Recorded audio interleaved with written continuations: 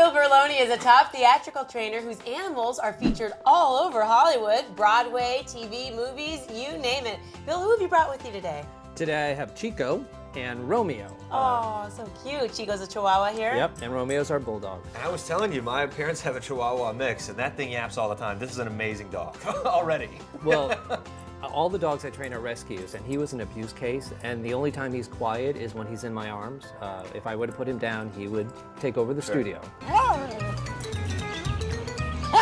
Big personalities. What are some of the roles that we know your animals from? I started my career with the original dog in Annie, the musical. Wow, Sandy. So, yep, with Andrea McCardle back in 1977, and I just did the Annie movie with Quvenzhané Wallis and Jamie Foxx. Amazing. But, you know, we've trained, these dogs are from Legally Blonde, the musical, and I've trained Totos for The Wizard of Oz. Wow. And we have series on and all sorts of stuff. Wow, lots of cool stuff. And one of the interesting things about this, all the dogs or animals that you work with, you have a personal relationship with them, you rescue them. Yeah. What drew you to this kind of work? How did you even sort of, I guess, come about it and think of it? I was 19 years old and I wanted to be an actor in Connecticut, and I apprenticed at a theater called the Goodspeed Opera House where they did the original production of Annie. They needed a dog for the show, they couldn't afford one, and I volunteered to train it in exchange for a part in the show. Wow.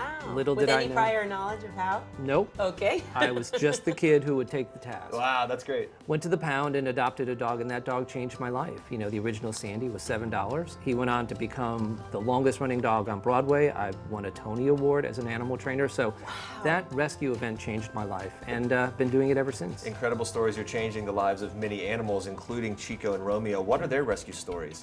Both of these dogs came from the Associated Humane Society of Newark, New Jersey. Romeo was rescued from a junkyard. He was a confiscation case, and Chico was an abuse case. Abuse? And which is why he's not friendly with strangers. He can do the part, he gets to know the cast, but he's still frightened of strangers. So it just goes to show that some dogs can be rehabilitated to function, but can't get over that trauma. Well, when their moment in the spotlight is over, what happens for these guys?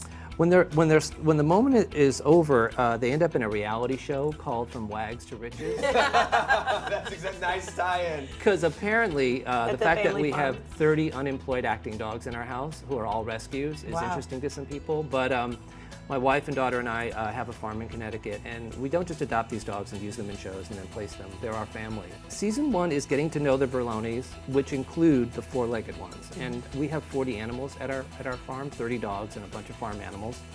And again, it's, you know, I'm sort of father knows best, except when it comes to my wife and daughter. So there's a little bit of that. There's a lot of just pathos. You know, when you have 40 mouths to feed twice a day, it gets a little frantic. Wow. But then we go to premieres, and then we go on rescues, and it's just a great life. These dogs have been so well behaved the whole time they're here. Do they do any tricks? They do lots of tricks. Yeah? Can we Romeo's see sitting anything on my here? foot. Sure. If you hold Romeo, Yeah.